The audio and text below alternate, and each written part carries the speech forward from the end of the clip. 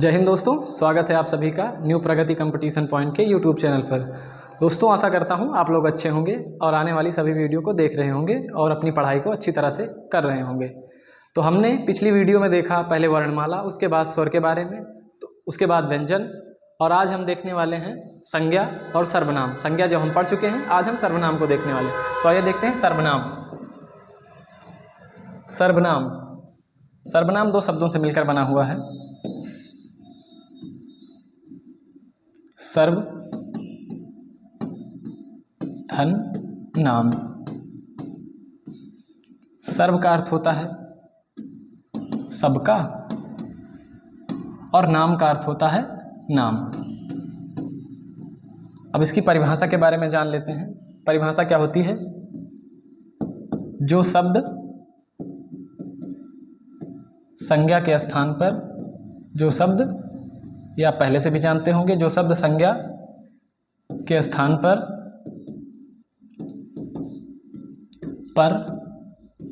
प्रयोग किए जाते हैं, जो शब्द संज्ञा के स्थान पर प्रयोग किए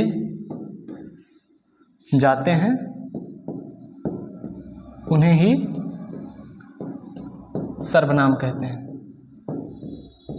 उन्हें सर्वनाम कहते हैं। तो ये थी इसकी परिभाषा सर्वनाम की। जो शब्द संज्ञा के स्थान पर प्रयोग किए जाते हैं उन्हें सर्वनाम कहते हैं। अब आइए देखते हैं सर्वनाम के प्रकार और किसे कहते हैं। तो हिंदी में सर्वनाम की कुल संख्या 11 होती है। जैसे यहाँ पे लिखा हुआ है, हिंदी में कुल सर्वनाम की संख्या 11 होती है।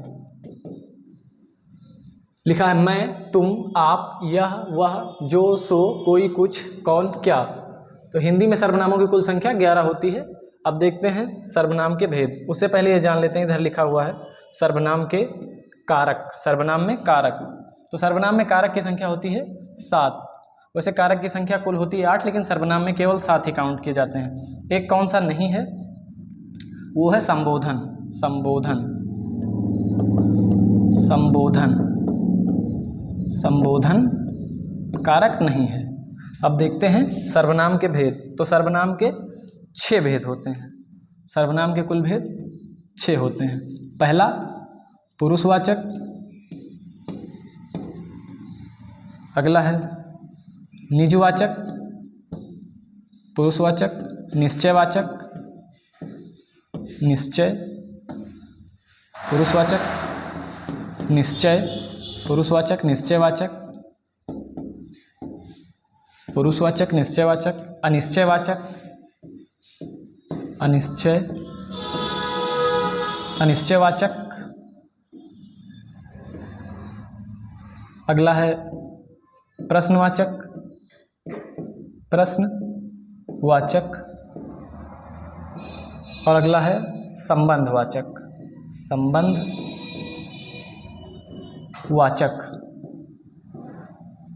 ये सभी सर्वनाम है, तो आप सर्वनाम आगे लगा सकते हैं।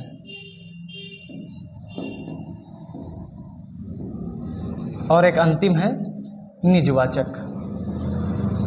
निजवाचक हिंदी में सर्वनाम के कुल संख्या होती है 11, जो यहाँ लिखी हुई है, और सर्वनाम के भेद होते हैं 6, जो यहाँ लिखे हैं। पुरुषवाचक, निश्चयवाचक, अनिश्चयवाचक, प्रश्नवाचक, संबंधवाचक और निजवाचक। अब देखते हैं इनके अंदर कौन कौन से भेद होते हैं। जैसे पहला था पुरुषवाचक, तो पुरुषवाचक के 3 भेद होते हैं। पहला होता है उत्तम, उत्तम पुरुष, उत्तम पुरुष, और अगला है मध्यम पुरुष, मध्यम पुरुष, और अगला है अन्य पुरुष, अन्य पुरुष।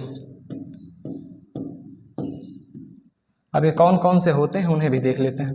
जैसे उत्तम पुरुष में यहाँ पे मैं, हम आदि सर्वनाम आते हैं। या वक्ता, वक्ता या कहें लेखक, वक्ता, वक्ता या लेखक स्वयं के लिए प्रयोग करता है, उसे उत्तम पुरुषवाचक कहते हैं। मध्यम, मध्यम में अब देखते हैं मध्यम पुरुष। मध्यम पुरुष, मध्यम पुरुष में तू, तुम, आप आदि शब्द आते हैं और इनकी कारक विभक्तियां भी। कारक विभक्ति, कारक विभक्ति जैसे मैं से, जैसे तू से तुमने या तुम्हें, ये कारक विभक्तियां हैं। अब आगे देखते हैं अन्य पुरुष। अन्य पुरुष में यह, वह, ये, वे आदि शब्द आते हैं। तो यहाँ पे उत्तम पुरुष, मध्यम पुरुष और अन्य पुरुष, ये पुरुषवाचक सर्वनाम के अंतर्गत आते हैं। पुरुषवाचक सर्वनाम 3 प्रकार के होते हैं, उत्तम, मध्यम, अन्य। इनमें आपको बता दिया कौन कौन से सर्वनाम हैं जो उत्तम में आते हैं, कौन से हैं जो मध्यम में आते हैं, कौन से हैं जो अन्य में आते हैं। अब देखते हैं सर्वनाम का अगला प्रकार। यहाँ पे दिया है निश्चयवाचक। निश्चयवाचक, निश्चयवाचक, निश्चयवाचक सर्वनाम में यहाँ पे दिया हुआ यह, वह, ये, वे, ये निश्चयवाचक सर्वनाम के अंतर्गत आते हैं। जैसे इसकी परिभाषा लिखते हैं निश्चयवाचक की, तो जो शब्द या जो सर्वनाम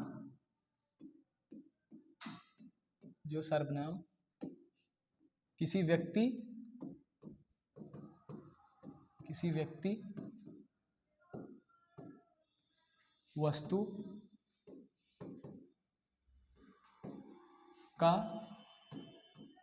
निश्चित बोध कराएं, निश्चित बोध कराएं। विभक्ति यहाँ ऊपर लिखी हुई है, यह, वह, ये, वे।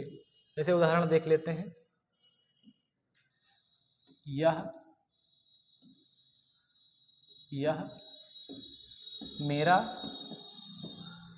घर है, यह मेरा घर है। अगला देखते हैं, जैसे आगे लिखा हुआ है वह, तो वह मेरी पुस्तक, वह मेरी पुस्तक है। यहाँ पे एक बात आप और लिख लीजिए, यदि सर्वनाम के बाद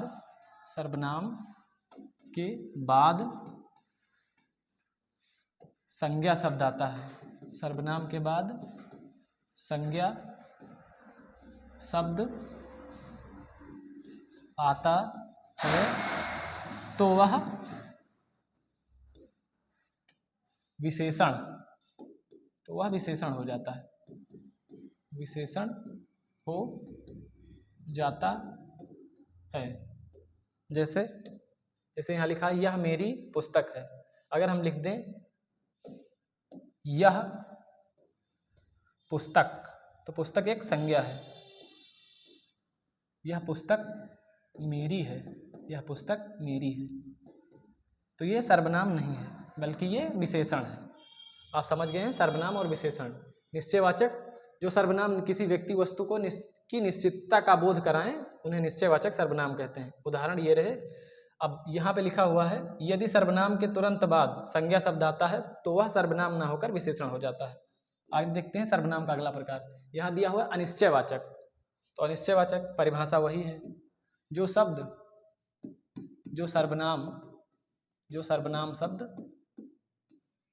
शब्द अनिश्चितता का बोध कराएं, अनिश्चितता का बोध कराएं।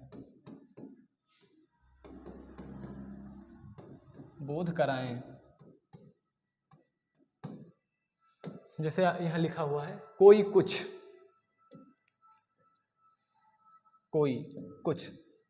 तो कोई प्रयोग होता है प्राणी के लिए और कुछ का प्रयोग हम करते हैं वस्तु के लिए, उदाहरण देखते हैं। जैसे कोई,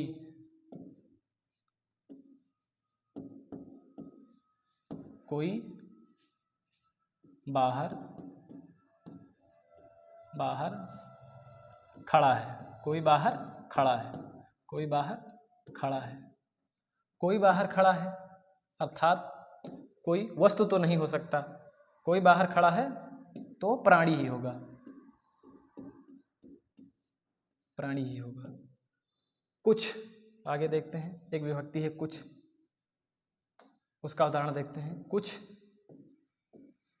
कुछ दे दीजिए, कुछ दे दीजिए, कुछ दे दीजिए, कुछ दे दीजिए। आपको बताया कुछ वस्तु के लिए, तो कुछ अर्थात कोई वस्तु, कोई वस्तु कोई मांग रहा है, कुछ दे दीजिए। तो ये था अनिश्चयवाचक, अनिश्चयवाचक जो सर्वनाम का एक प्रकार होता है। आगे देखते हैं अगला प्रश्नवाचक, प्रश्नवाचक,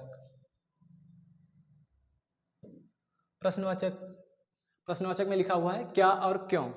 तो इसके उदाहरण देखते हैं, जैसे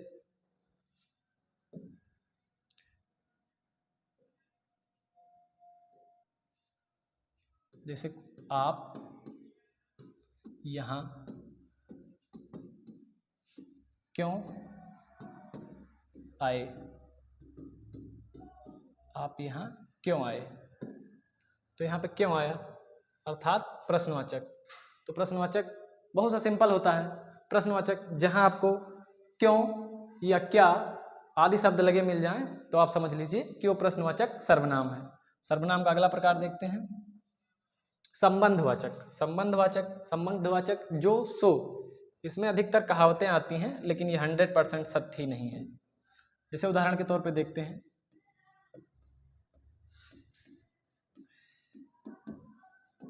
उदाहरण यहाँ लिख सकते हैं जिसकी जिसकी लाठी उसकी भैंस।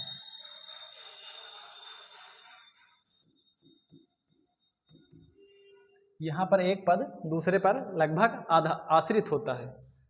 अगला एग्जाम्पल इसी तरह देखते हैं,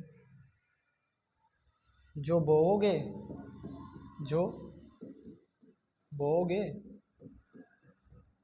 सो सो काटोगे, सो काटोगे। तो इसी प्रकार जहाँ जो और सो आपको दिखाई दें, ये समझ लीजिए कि वो संबंधवाचक सर्वनाम है। सर्वनाम का अगला प्रकार देखते हैं। सर्वनाम कुल 6 प्रकार के होते हैं। निश्चयवाचक, निश्चयवाचक, निश्चयवाचक सर्वनाम जहाँ पर जहाँ पर जहाँ पर स्वयं, स्वयं, स्वतः, खुद, खुद, स्वयं, स्वतः, खुद आदि शब्द, आदि शब्द, आदि शब्द, आदि शब्द आते हैं, वहाँ वहाँ निश्चयवाचक सर्वनाम होता है। निश्चय वाचक सर्वनाम होता है।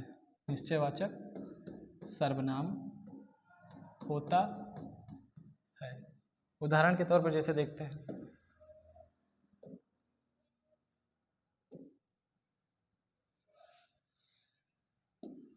मैं स्वयं, स्वयं, मैं स्वयं घर चला जाऊंगा, मैं स्वयं घर चला जाऊंगा। तो यहाँ पे आया एक शब्द स्वयं, तो इससे ये निश्चित होता है कि यह निश्चयवाचक सर्वनाम है। अगला कुछ और एग्जाम्पल देख लेते हैं, जैसे यहाँ आया खुद। अगला उदाहरण देख लेते हैं। अपना काम खुद कर लो। तो ये थे सर्वनाम के बारे में हमारी जो भी जानकारी थी वो हमने आपके साथ साझा किया। लगभग 15 से 20 मिनट में हमने सर्वनाम को जाना और समझा। मिलते हैं आपको नेक्स्ट वीडियो में। वीडियो कैसा लगा आप लोग कमेंट में ज़रूर बताएं। जय हिंद।